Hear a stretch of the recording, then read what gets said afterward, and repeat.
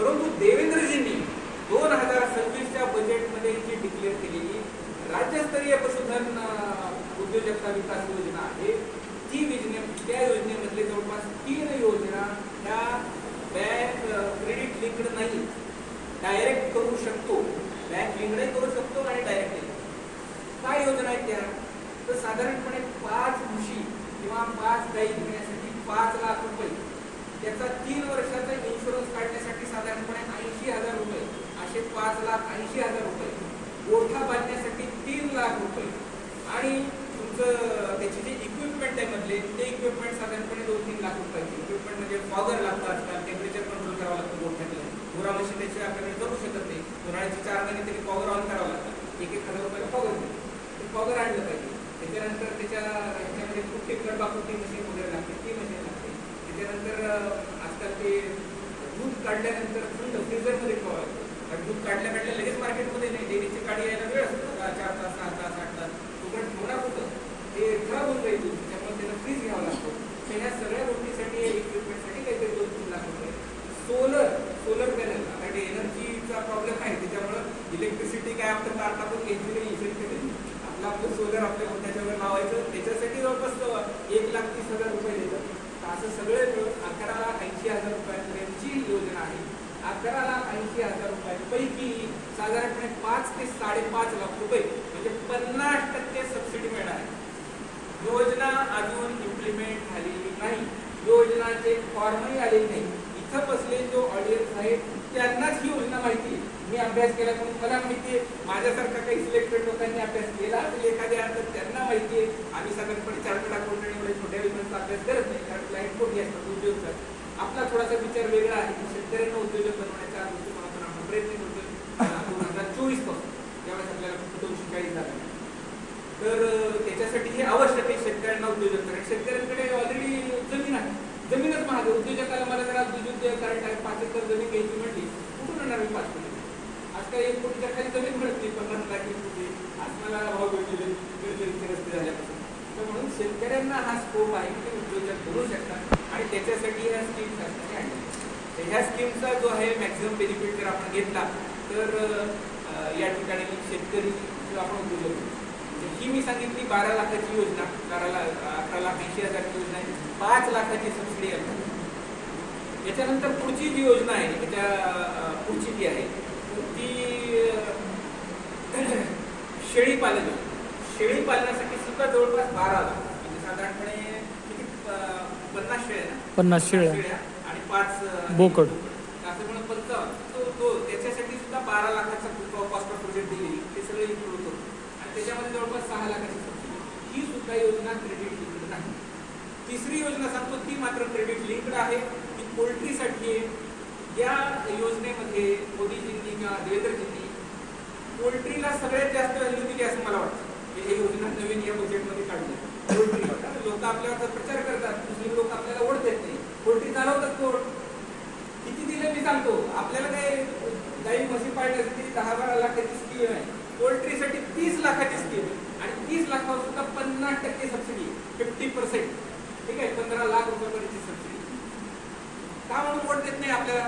अहो तुकाराम जाऊ सांगा ना, पटेल चौकात सभा घ्या, 30 लाखापैकी 15 लाख रुपये सबसिडी पोल्ट्री फार्मिंगला आहे, टाका पोल्ट्री फार्म. आधी त्यांनी उचललेले असते आपल्यापेक्षा. आता ही स्टार्टअप आम्ही सांगितली SC ST आणि वुमन साठी. कोण म्हणतो वंचित आघाडी त्यांच्याकडे झाली पाहिजे? का म्हणून वंचित आघाडी आपल्याकडे नाही? सांगा ना, किती देतात ते एका इलेक्शन मध्ये? 3,000. हे 8 लाख रुपये, 10 लाख रुपये, 15 लाख रुपये देतोय आम्ही. ठीक आहे, ह्या दृष्टिकोनातून तो प्रचार झाला पाहिजे, अग्रेसिव्ह प्रचार झाला पाहिजे, कार्यकर्त्याला याची माहिती असली पाहिजे.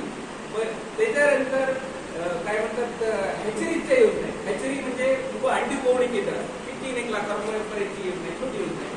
त्याच्यानंतर हे पक्षी अंड्यासाठी बनवण्यात येतात, काही पक्षी मांस लागतात, म्हणजे ह्याच्यातून छोटे पिल्लं घेतात, छोटे पिल्लं वाढवण्यात येतात, की त्याचं ते मीठ विकलं जातं. तर ती जी योजना आहे त्याच्यामध्ये सुद्धा जवळपास 15 लाखाची योजना आहे, त्याच्यामध्ये 7-7 लाखाची सबसिडी. या सगळ्या ज्या 4 योजना मी सांगितल्या त्याच्यामध्ये जर अनुसूचित जाती आणि जमाती असतील, म्हणजे SC ST असेल, SC ST जर असेल तर या योजनेमध्ये 70% सबसिडी आहे, 70%. ठीक आहे, 70% मॅडम. पोल्ट्री फार्म आता अनुसूचित जाती जमाती म्हणजे schedule caste, schedule tribe, SC, ST यांनी जर ही योजना टाकली तर 15 लाखावर 70% कॅल्क्युलेट करा, किती होतात? 14 लाख होतात. 21 लाख रुपयाची सबसिडी, 21 लाख रुपयाची सबसिडी पोल्ट्री फार्ममध्ये देतोय.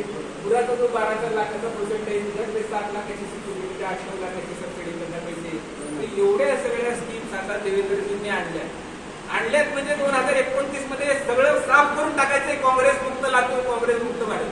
कारण का आपल्याला या स्कीम घेऊन आपला प्रचार झाला, स्कीम इम्प्लिमेंट केलेले आहेत, पण कार्यकर्त्यांना जर नॉलेज नसेल आणि प्रत्यक्ष त्याचा बेनिफिट घेतलेले कार्यकर्ते समोर दिसत नसतील तर या स्कीम पुस्तकातच राहतील आणि पुस्तकात राहू नये, बाहेर याव्या. म्हणून कार्यकर्त्यांनी स्वतः पहिले फ्लरिश व्हा, स्वतःकडे पैसा कमवा. 2029 मध्ये पुष्कळ पैसे खर्च करायचे आपल्याला.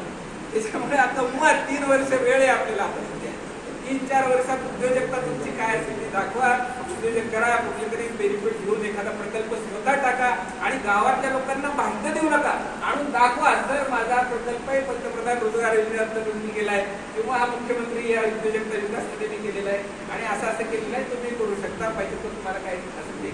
तर हे सगळं जर अशा पद्धतीने झालं तर त्याच्यामध्ये काही हर्डल्स आहेत, मला मान्य आहे काही हर्डल्स आहेत. बँकिंग सेक्टरमध्ये हर्डल्स आहे. मला जर थोडासा वेळ जास्त मिळणार असेल तर बँकिंग सेक्टर बद्दल मी थोडंसं बोलू शकतो. बँकेचे 4 पिलर्स आहेत. बँक लोन का होत? एक आहे बँकेमध्ये प्रचंड पर्सुएशन सतत जावं लागतं की तुम्हाला बँकेचं लोन पाहिजे हे बँक मॅनेजरला कळलं पाहिजे. सहजच लोन झालं तर त्याचं महत्व नसतं. तर त्याच्यामुळे तुम्हाला पर्सुएशन स्कीम तुमच्याकडे पाहिजे. शांतपणे, ओबिडियंटली, सबमिसिव्हली पर्सुएशन झालं पाहिजे.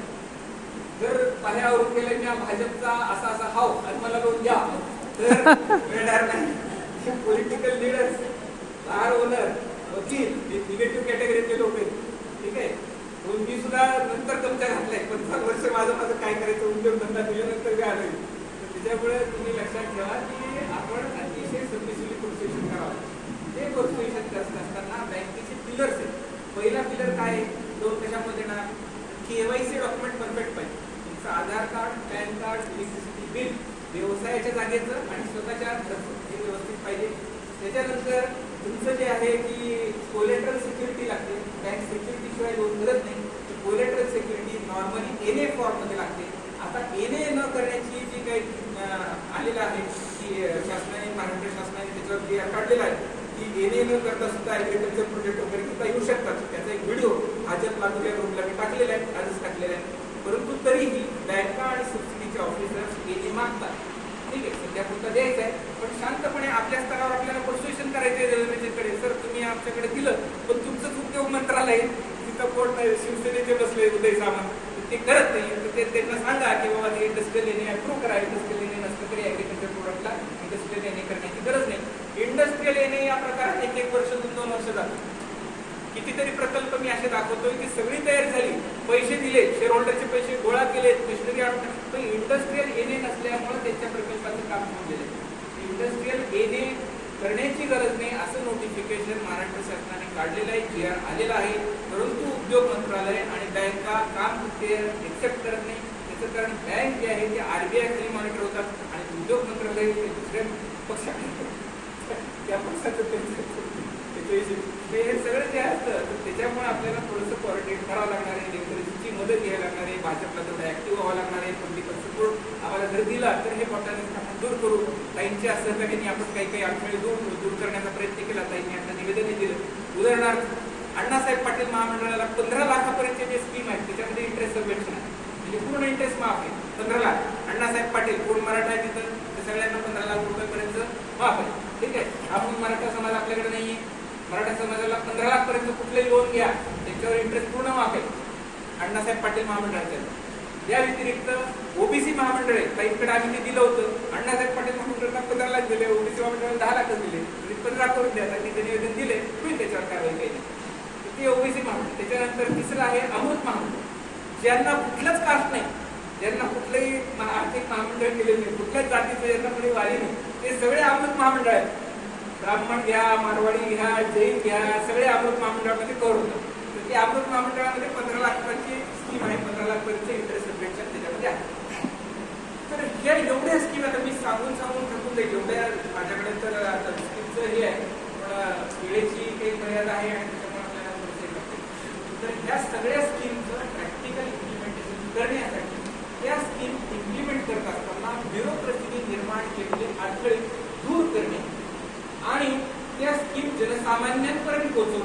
पहिले आपल्या कार्यकर्त्यांकडे पोहोचवणे, त्यांच्या घरात समृद्धी आणणे आणि मग परमवैभवाने स्वस्त राष्ट्र स्वराष्ट्राला परमवैभवाच्या शिखरावर जर न्यायचं असेल तर पहिले आपला कार्यकर्ता तर वैभवी झाला पाहिजे. त्याच्याकडे सेट झालेला पैसा देणं आपण कसं करणार? आपल्याकडे हा विचार झाला पाहिजे. माझं एक ऑफिस नगरपट्टा सिटीमध्ये होतं. मी राष्ट्रवादी काँग्रेसला जवळ बघितले, अजितदादांची कार्यपद्धती बघितली, सतीश मगर माझे मित्र हे आहे त्याच्यामध्ये. सतीश मगर यांनी IT टाउनशिप 450 एकरच्या IT टाउनशिप नगरपट्टा सिटीमध्ये काढली. त्याच्यानंतर 700 एकरची नांदेड सिटीमध्ये IT टाउनशिप काढली, ती सुद्धा IT टाउनशिप. त्याच्यानंतर लवासा ती त्यांची वादात अडकली, काय एन्व्हायरमेंटल ते प्रॉब्लेम झाला. एवढे मोठे मोठे प्रकल्प ते घेतात, तिथे लागणारे JCB, तिथे लागणारे वर्तमानपत्र, एवढ्या मोठ्या टाउनशिप लागणारे दूध, हे सगळं राष्ट्रवादी कार्यकर्त्यांच्या हातात असतं.